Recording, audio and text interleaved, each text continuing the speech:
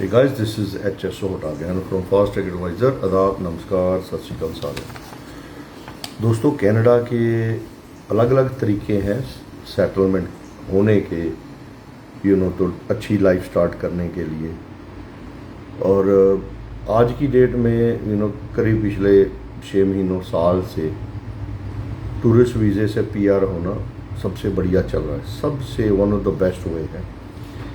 मेरे हाथ में ये टूरिस्ट वीज़ा आया है। इनकी मैं खासियत बताऊं कि इनका 12 बार जो टूरिस्ट वीज़ा वो कनाडा से रिफ्यूज़ हुआ था, 12th टाइम। आईडी मैंने छुपा दी है यूट्यूब या सोशल मीडिया की जो भी रिक्वायरमेंट है उसके लिए, नहीं तो वीडियो डिलीट कर देते हैं या ब्लॉक कर देते हैं।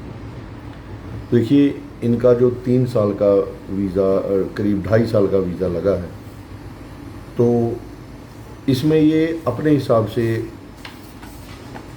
इन्होंने पीआर सिस्टम में जाना है, क्या करना है, इनकी मर्ज़ी है। लेकिन सबसे बढ़िया था कि इतनी बार वीज़ा रिफ्यूज़ होने के बाद और इनके जो बैंक में पैसे थे 2-3 लाख रुपया था। छोटा बिजनेस था, वीज़ा बहुत बारी रिफ्यूज़ हुआ है, डॉक्यूमेंट्स कोई है नहीं थे इतने प्रूव करने के लिए। तो ये लास्ट में जो गुजरात से हैं मेरे पास आए, मिले तो कभी है नहीं मुझे लाइव में फेस टू फेस। इन्होंने अपने डॉक्यूमेंट ऑनलाइन स्टडी करवाए जैसे हम करते हैं, तो मैंने इनको हाँ कर दी कि हम करवा सकते हैं। और देखिए कहाँ इनका 12 बार 12 टाइम वीज़ा रिफ्यूज़ हुआ था और कहाँ इनका विदिन 1 वीक वीज़ा आ गया। और प्रॉपर इसको मैंने इस तरीके से किया था कि यहाँ दोस्तों एक ट्रिक होता है जो बहुत सारे इमिग्रेशन वाले जानते नहीं हैं, कुछ जानबूझ के वो करते नहीं हैं।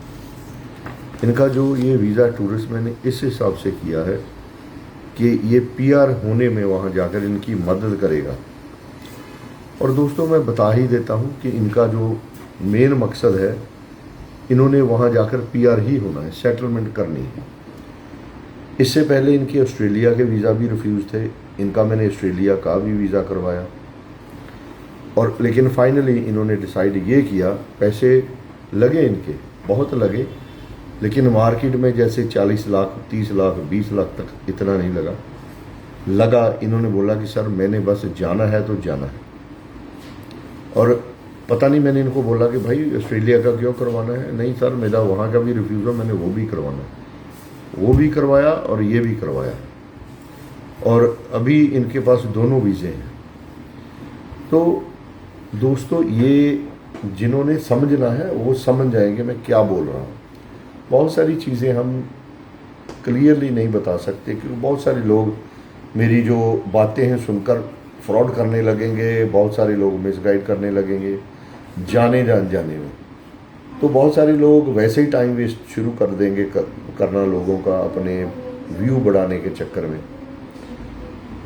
दोस्तों ये जो शख्स हैं, ये बाकायदा इनको गाइड हम करेंगे, हमने करना है। ये पीआर होंगे ही होंगे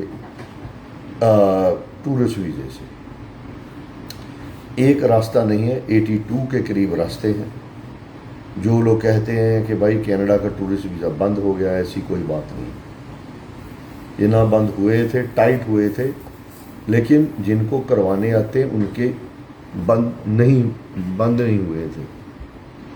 और दूसरी दोस्तों, ये अब पैसे तो नहीं किसी के ख़राब होने चाहिए, लेकिन जैसे ये हटे नहीं, मुझे तो ये भी, मैंने जितने 18 साल का एक्सपीरियंस है मेरा, जो बंदा थक के हट जाता है उसका तो वीज़ा कभी लगेगा ही नहीं। मैं ये नहीं भाई किसी को नहीं बोल रहा कि आप लाखों करोड़ों रुपए गवा दो, लेकिन अगर तो जाना है ना, जैसे साइंटिस्ट लगे रहते हैं 20-20 साल, वो एक्सपीरियंस करते हैं, एक्सपेरिमेंट से एक्सपीरियंस होता है, एक्सपीरियंस से फाइनली उनको कामयाबी मिल जाती है।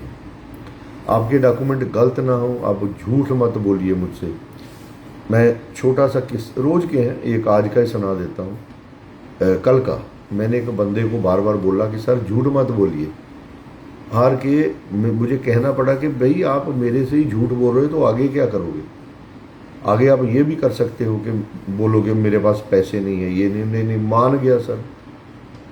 किसी का काम, किसी के काम के लिए पूछ रहा है, काम कोई पूछ रहा है और झूठ मुझे बता रहा है, अपनी डेट ऑफ बर्थ भी गलत बता रहा है बंदा, तो भाई उसकी क्या मैं हेल्प कर पाऊंगा चाह कर भी, जो पहले दिन ही झूठ बोलता है।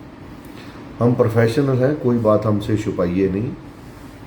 हम कभी भी, जो मैं किसी के साथ शेयर थोड़ी करूंगा आपकी बात, ना ही करनी चाहिए, ये इंसानियत के खिलाफ है, तो वो क्यों मैं करूंगा। ठीक है, बाकी जिसको ये लगता है कि भाई इन्फॉर्मेशन शेयर करने से, फास्ट ट्रैक एडवाइज़र वालों को अगर इन्फॉर्मेशन शेयर करेंगे तो कोई उनको खतरा हो जाएगा, मिस यूज़ ना हो जाए डॉक्यूमेंट, तो फिर भाई यकीन ही मत करो फास्ट ट्रैक एडवाइज़र के ऊपर।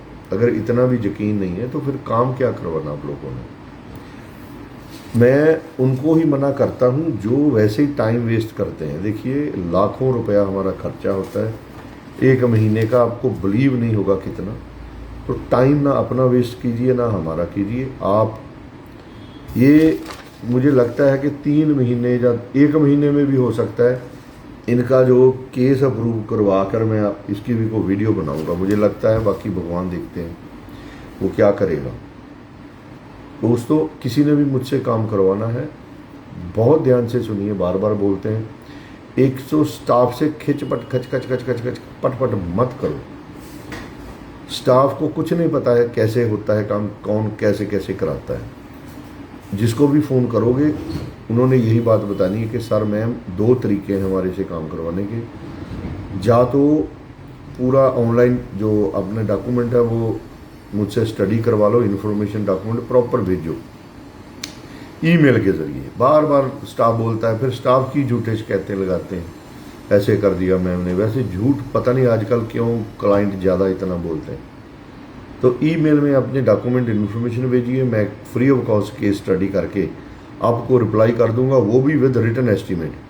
भाई ये काम हो सकता है, ये नहीं हो सकता, और क्या चाहिए। कहते हैं बाबा जी का टुल्लू, कोई भी इमिग्रेशन वाला ऐसे नहीं करता है, सभी बोलते हैं ऑफिस में आ जाओ। दूसरा रास्ता है भाई, मुझसे अगर मिलना है, अपॉइंटमेंट लगेगी, 2000 फीस है उसकी, वो रिफंडेबल है अगर आप हमारे से काम करवाते हो, आधे घंटे की फ़ीस है।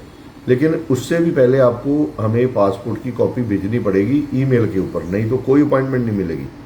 ना ही मैं आपसे कोई भी आपका हार्ड डॉक्यूमेंट लूँगा, ना ही देखूँगा। ये जो देखूँगा वो सब ही ईमेल के ऊपर ही आपने भेजने हैं। और जो बंदा ये बोलता है कि भाई ईमेल हमें आती नहीं है, हमने नहीं करनी है, तो फिर आराम से यहाँ छोले भटूरे बेचो, खेती करो, जो भी करते हो इंडिया में करो। अब तो जो टिकट है वो भी ईमेल के बगैर नहीं मिलती है, ठीक है, ना ही मिलनी चाहिए। तो ये हमारा तरीका है काम करवाने का। जिसको भी करवाना है मोस्ट वेलकम। यहाँ जितना मैं काम करता हूँ टोटली रिटन एग्रीमेंट में ही करता हूँ, और ऐसे ही करूँगा। आप झूठ बोलेंगे तो पकड़े जाओगे, मैं बोलूँगा, मैं तो बोलता नहीं, एग्रीमेंट करके मैं क्या बोलूँगा। ठीक है, लोग झूठ बोलते हैं तो उनको ना ही कोई नकली वीज़ा होगा, अगर होगा तो एग्रीमेंट आपके पास है। मैंने अपने ऊपर FIR थोड़ी लॉन्च करवानी है, ठीक है, लाइसेंस है वो थोड़ी कैंसिल करवाना है। Guys, thank you so much for watching this video, bye, thank you.